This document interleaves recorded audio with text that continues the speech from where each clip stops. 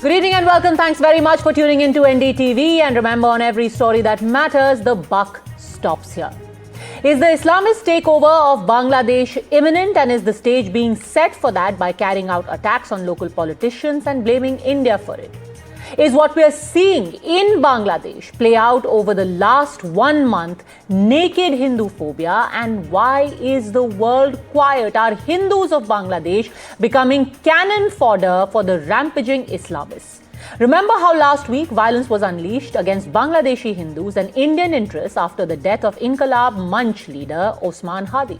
He was shot in the head by masked assailants on the 12th of December. When news spread of his death in hospital a week later, violent mobs went berserk. They attacked newspapers, they attacked the Indian embassy, and they lynched a Hindu man, Dipu, purportedly on the suspicion of blasphemy. Today, there was an eerie sense of deja vu, with that playbook being repeated with yet another such youth leader, Motaleb Sikdar, the Khulna divisional chief of National Citizen Party, being shot just as he prepared for a rally. The culprits? Again, unknown gunmen. So who is behind these attacks? What is the motive? The pattern seems eerily familiar: to target India and to target Bangladeshi Hindus. Remember how Dipu Chandra was killed within hours of Hadi's death being made official. That lynching was justified at that time by accusing Deepu of blasphemy. Now, even the Bangladesh police is forced to admit that there was no blasphemy done. Dipu Chandra did nothing wrong. He said nothing blasphemous.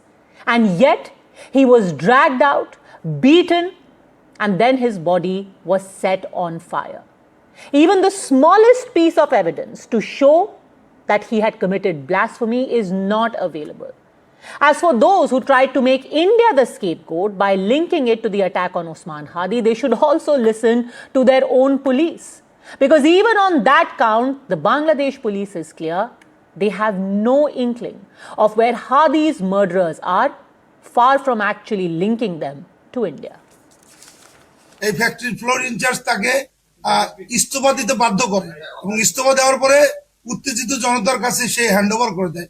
পুলিশের কাছে কেন handover করেনি এবং তার নিরাপত্তা কেন নিশ্চিত করেনি সেজন্য সংশ্লিষ্ট কর্তৃপক্ষ যে পায়োনিয়ার নিডি ফ্যাক্টরি দুজন এমপ্লয়িকে আমরা অ্যারেস্ট করেছি। এই 7 জনের ভিতরে 2 জন এমপ্লয়ি আছে। এই জিনিসটা খুবই অস্পষ্ট। আমরা বারবার চেষ্টা করেছি জানার যে কাকে বলেছে, কি বলেছে, এটা কিন্তু কেউ বলতে পারেনি। এবং আমার মনে হয় যে উত্তেজিত জনতা আর কোনো প্রিভিয়াস এনিমিটি কারোর সাথে কোনো ছিল কিনা সেটা আমরা তদন্ত করে দেখব। তো আমরা আপনাদের সামনে হয়তো এই ব্রিফিং এরই হয়তো এইভাবে দরকার হতো না। শেষ অবস্থানটা সুনির্দিষ্টভাবে আমাদের কাছে এইভাবে তথ্য নাই। আমরা Mind you, even though this entire blasphemy farce has been called out by the Bangladesh police itself, these assertions continue, and so much so that today the Inqalab Manch, to which Osman Hadi belonged, had the temerity to even put the Yunus government on notice. They have threatened to launch a movement to oust the interim government if justice is not ensured for Osman Hadi, if his murderers are not caught. Which brings us to the simple question: is the Islamist takeover of Bangladesh imminent? And in the face of religious brutalities being exposed by the lynching of Deepu, what explains the silence, the conspicuous silence of the world on what is actually happening in Bangladesh? Joining us today is Abhijit Ayar Mitra, Senior Fellow at IPCS and political analyst. Also joining us is Shafqat Rabi, political columnist and founder of the centrist Nation TV. And Muqtadir Rashid, Senior Journalist, is also joining us from Bangladesh. Mr. Rashid, I want to start by asking you, it's become amply clear that what happened to Deepu, that whole blasphemy allegation, that was nothing more than a fig leaf. Is this open Hinduphobia that is playing out in Bangladesh? Not at all, not at all. There is no Hinduphobia in Bangladesh. It is absolutely heinous crime committed against a Bangladeshi citizen, and which is condemned by every other citizen in Bangladesh, except few far right and those who have connection with some Islamist group. They are very much happy with this kind of blasphemous acting and other things. But we don't believe in that. We believe all the criminals should be arrested for this, and they should be getting every kind of legal support so that the justice should be ensured in this case. Then why was So Deepu we are Das not killed? supporting. If this is not Hinduphobia, why was he killed? What did he do wrong? It's got nothing to do with Awami League. It's got nothing to do with Sheikh Hasina. Why was he dragged out and killed? Let me tell you, more than 150 Bangladeshi were killed brutally over the 15 months since Dr. Yunus has taken his duty as the interim chief. So it is not new phenomena, but this time many media is making huge hype only with their religious optics. But we are considering it absolutely humanitarian ground, human rights ground, because it's a Bangladeshi citizen and he was charged and he was prosecuted, or like he was framed as a You're not criminal, answering and the then he question was why. like that. Sure, you said 160 people were killed. I'm glad you're at least acknowledging that 160 people have been killed, although the unofficial figure is far more. Why was Dipu Das killed? Why was he killed? What did he have to do with Osman Hadi? That is the central question. I'm not investigator. I'm a journalist. I'm taking information from the police authority. I'm trying to figure out how it happened. And so far, it was absolutely the criminal intention. And you have already heard from the RAB official what he has said, that they are still looking for the information. And in Bangladesh, there are so many such cases because this government somewhat backing this kind of mob activities, and that led two newspaper was, you see, the two newspaper were gutted recently, and that was the attack by far right wing, and many civil society members are now looking like just showing their blind eyes to Okay, this kind of Abhijit Iyer Mitra, is it only a law and order issue? Like Mr. Rashid says, 160 people have been attacked. Why pick out only one Hindu man? He's also wondering why Dipu Das, but he was one among 160. Thanks, Padmaja. If you remember, during when this current mob government came to power, when the mobs arose against Sheikh Hasina, the legitimately elected prime minister, you will remember they attacked lots of Hindu places. They attacked temples, they attacked all kinds of things associated with Hindus, because in a sense, the Awami League is seen as a pro-Hindu party. Pro-India, pro-Hindu, these have always been conflated. The previous panelist is right to the extent there isn't significant, but there are pockets, and this association has always been there in Bangladesh, whether we like it or not, number one. Number two, we need to remember that this is the classic case of a revolution swallowing its own children. Every revolution swallows its own children. You see across the world, in Iran, in Pakistan, in Algeria, so-called secular types like Muhammad Yunus have made an alliance with the devil, in which case mostly the Islamists, and invariably Islamists grab power one way or another. So Muhammad Yunus is getting his comeuppance in that sense that he has failed miserably to fix anything. Remember, he was part of the same corrupt system he now claims to, oppose and whatnot and all of that. This is a government that has never had control. Forget losing control. They never had control. It was a puppet government. The man didn't even want to declare elections till the army forced his hand. And this is where we have to be thankful that the Bangladesh army, unlike the Pakistan army, actually forces its government to have elections, as opposed to, cancel or hijack elections the way the Pakistan army does. Now, we need to be very clear. Muhammad Yunus was never in control. He's lost control. The further he continues like this, the worse the situation is going to get. I suspect till 26th February, when the elections are supposedly scheduled to happen, you can see this situation getting a lot worse. Shafkat Rabi, he made a pact with the devil, and now the devil is dictating the terms, namely the Islamists, who are basically people like the Inqalab Manch, are telling Muhammad Yunus they are putting the government on a deadline and saying either you do justice or we are going to topple you. Well, thanks for bringing me back. I do not know where to start.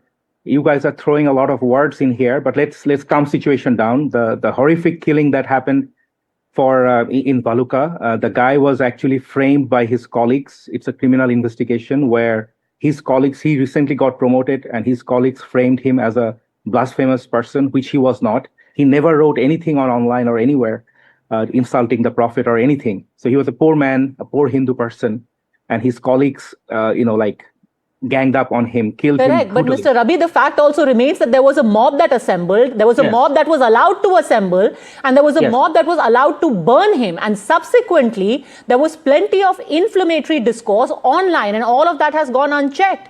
So it's not just Right. about the murder of one man, it was the murder No, I'm of not a saying it's Hindu just man one and murder. everything All I'm else that saying is the followed. context is that it's a criminal activity that happened. And the way we as journalists and as media people, the way we need to investigate these things is that when you see the society is actually supporting things like that, major political parties supporting things like that, then it is bad. That's not happening right now. But it Either the is. government. We had Osman Hadi's sister who was on record saying that we are fighting a 200-year-long war with India. What kind of war do you think that she is referring to? That is not about law and order. That is not about military war. That is clearly these got are- religious connotations. This These are entire issue you are is based around conflating religion. Two different things in here.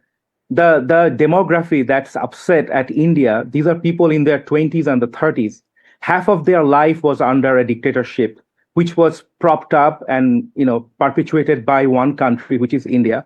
And for these young people, they are upset, and we need to let them some time and space to heal. But that's not happening right now because Sheikh Hasina is actually staying in India with her entire apparatus.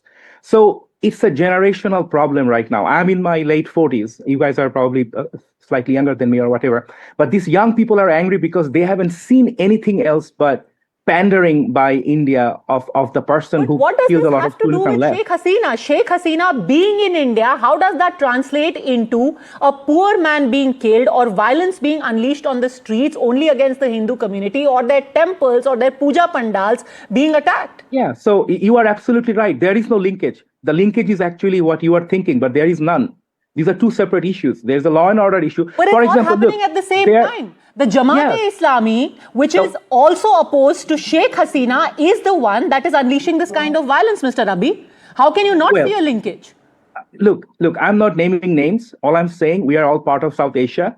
In Kerala, a Dalit was killed few days ago, thinking that he's a Bangladeshi, and his murder was brutal. That's where the whataboutery comes in. So- Sir, no, the I'm not problem doing is any whataboutery. that what All I'm happened saying, in Kerala, in South the action Asia, was in taken South against Asia, the culprits in by South the Indian, by Asia, the Kerala crazy people government, exist. as opposed to what is happening in Bangladesh, where state sanction is being given to these violent mobs. No. Try to understand the point here. In this part of the world, there are crazies out there who do crazy things. So the way No, you sir. figure out there is a whether difference the between nation is state crazy is by sanction to the looking at the crazies government. as opposed to the crazies who may exist, but they are put behind bars as they should be in any civilized society. 12 of them are actually in bar right now.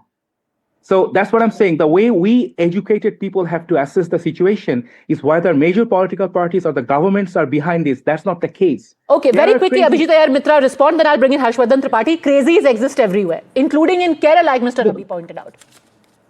Absolutely. The point is well taken. Crazies exist everywhere, but it takes a very unique kind of polity to externalize their own situation to everything. Mr. Rabi's whole thing that Sheikh Hasina was propped up and backed by India is the biggest problem out here. This is the root cause of all these conspiracies. Who exactly conducted elections in Bangladesh? Was it the Indian Election Commission? Was it the Indian army that was supporting her? The Bangladesh has an army which has conducted coups in the past. They've had the Bangladesh Rifles try to conduct a coup, after which it was disbanded. The whole notion is that if you are friendly with India, India is propping you up. This is exactly the kind of incredulous, non-serious conspiracy theories that have fueled and kept aside this incompetent, illegal, illegitimate government, so-called government clown show that is running Dhaka these days. Harshvardhan Tripathi, how would you respond? Because we've got the journalists here from Bangladesh. वो कह रहे हैं कि देखिए 10 लोगों को arrest कर लिया गया है. अगर दीपू दास का मर्डर किया गया वो गलत है. सब लोग उसको कंडेम कर रहे हैं. क्राइम्स हर जगह होते हैं, आपके देश के अंदर भी होते हैं. उसको एक रिलीजियस कलर देना बिल्कुल गलत है. पद्मजा, मेरी चिंता बढ़ गई है. हमारे जो बांग्लादेश के जो दोनों मित्र हैं, उन्होंने जो बात की, इसने मुझे अब थोड़ा सा और डरा दिया है.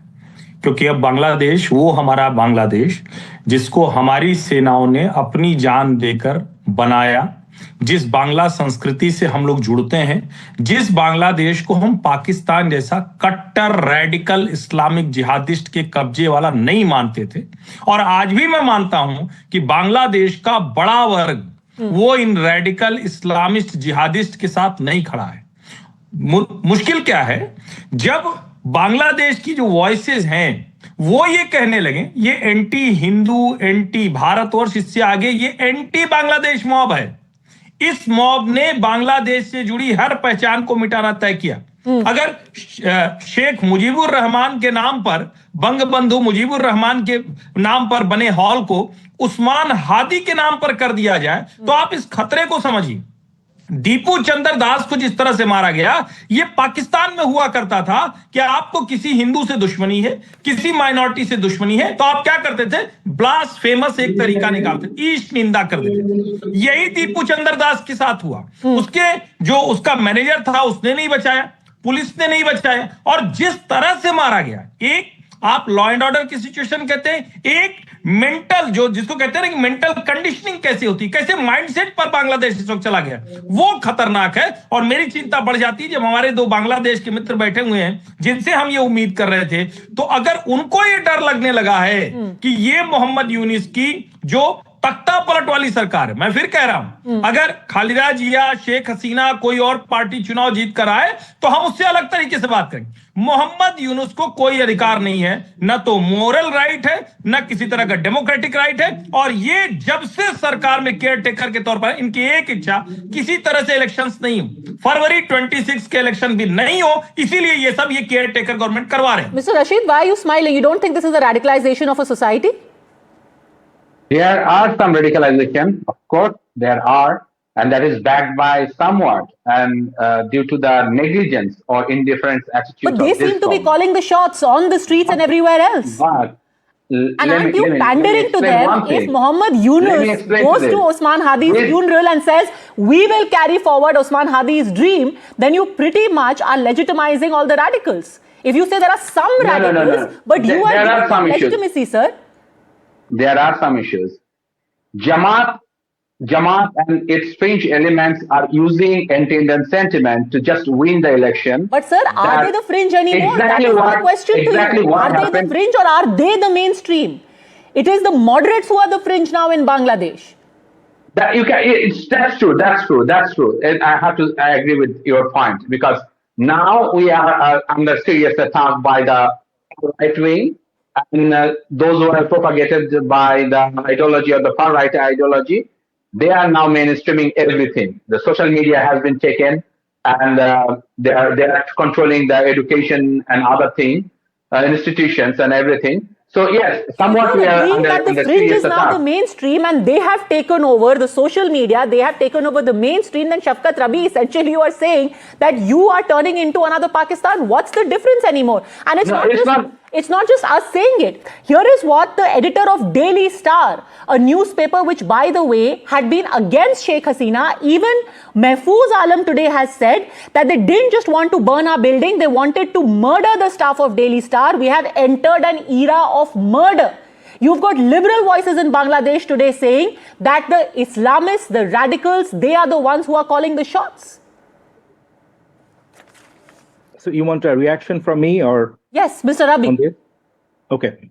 So look, I do not live in hyperbole. So I run a news platform which tries to be centrist, tries to listen to all sides. So all I can tell you right now, the country is going through a phase where there are lots of people who are very upset, very young people who lost thousands of their friends. Many of them lost their eyes and limbs and voices and everything. These guys are upset. Very young people. These guys will be here. If they stay angry for next 10 to 15 years, it would be really bad for South Asia. Okay. What are they angry with? So as I said, there was a regime which brutalized these young people for very long. And that regime just collapsed last year. And we are going through a healing process. Healing processes are never easy. As you said, one of you guys just mentioned, revolutions eat itself. There is some truth to all revolutions. So we are going through a phase right now. Is deferring. Sorry, I'm not differing. I'm just giving you the perspective. So all I'm saying is, no, because if you're saying it's a time where it is going to be chaotic. Sheikh Hasina in her email interview today has said that this hostility is being manufactured by extremists who the Yunus regime has emboldened. These are the same actors who marched on the Indian embassy, attacked our media offices, and who are attacking minorities. This entire anger, she has said, is manufactured by the extremists. There And are that's just a fig leaf for actually carrying out the bigger agenda, an Islamist takeover of Bangladesh. Bangladesh is not going to be taken over by Islamists, and you'll see that in 2 months. There is an election in February. The moderate BNP party is probably going to win the election, and there are lots of other elements within the society.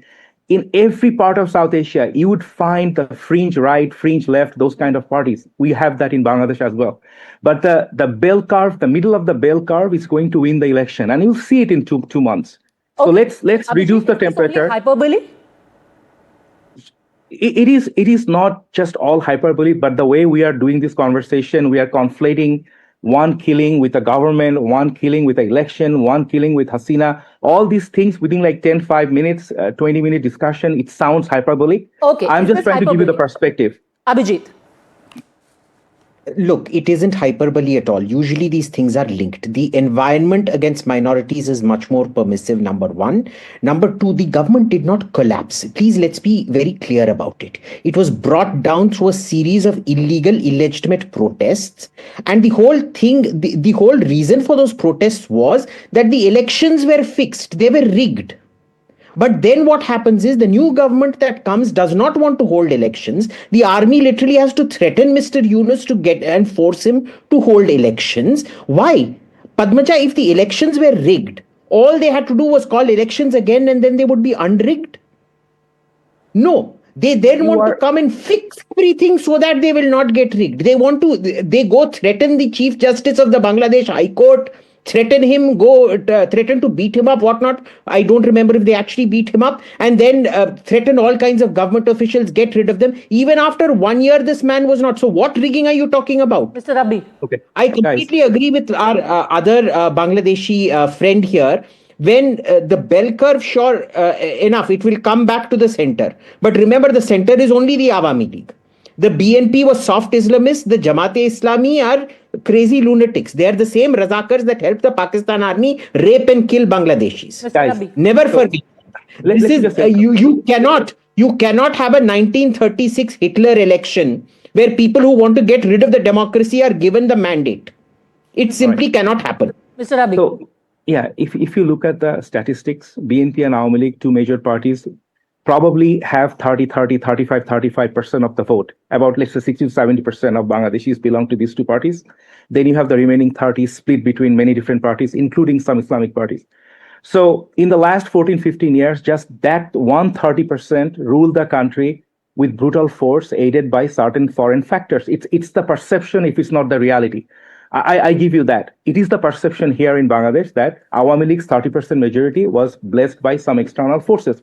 Let's just agree that it's a perception. Okay. And that perception went ahead with the processions and all the marches and the revolution, they call it. Sheikh Hasina collapsed.